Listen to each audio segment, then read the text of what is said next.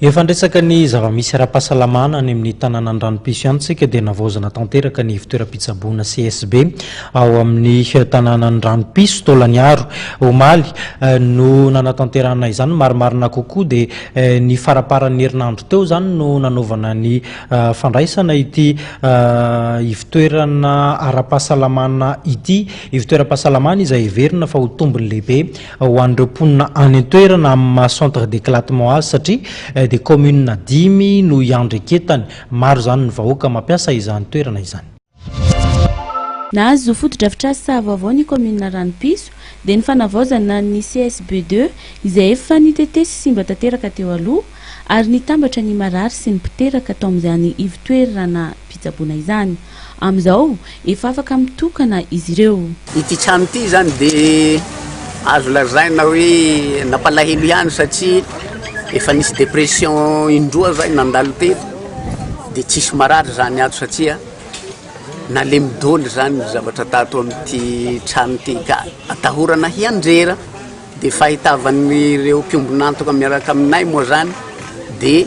natao ny priorisena mihitsy zany ny an'ny Ranopiso amboarina aloha dia iarahantsika mahita moa izy io vita izy izay mihitsy ny tena olana tamin'izy io ny marary lasa ny natao ery amin'ny maternité ry zany ny mararinay satria atahorana amin'izy hiandrera voalohany zay. Faharoa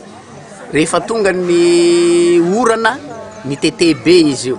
iarahantsika mahalala moa fa ambanivohitra ny tanàna misy anay ny marary tsy olo roa mihitsy ny miaraka aminy fa betrabetraka ihany ka na ny toerana hatorian'le fianakavian'ny marary tsy misy dia voatery zany misy saly anakiroa eny amin'ny maternité ngeza zay dia atao ao ambadika ny mpiteraka dia ato ambadika koa ny mpitondra marary. Ny zavatra mampalahelo ny mpitondra marary tsy maintsy misy somary mikotaba kely zay ihany kanefa niteraka nefa iarahantsika mahalala fa tsy tokony hisy mikotaba mihitsy ao dia mahafaly anay zao fa avitan'ny zao raha zao dia afaka zaraina roa miaraka tsara amin'izay zany amin'izao sady ny hospitalisation centre d'éclatement neto Ranopiso tsara ho fantatritsika zay fa misy commune 5 ny servizan'ity commune anankiray eto Ranopiso ty.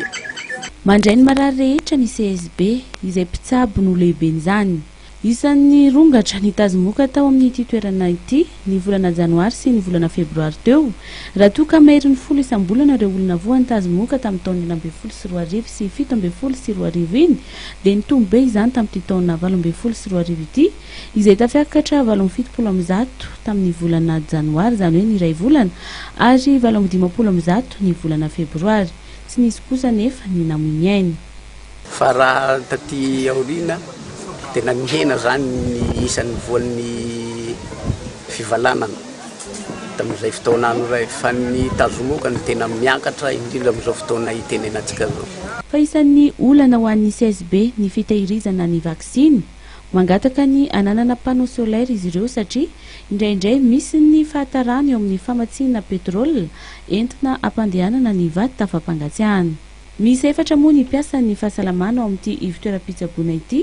izay avy hitanina mpitsabo, infirmiera roa ary mpampivelona iray. Ity CSB ity moa no miantoka ny fitsaboana any amin'ireo commune misy 5 izany hoe ny CSB de Ranopiso no centre d'éclatement.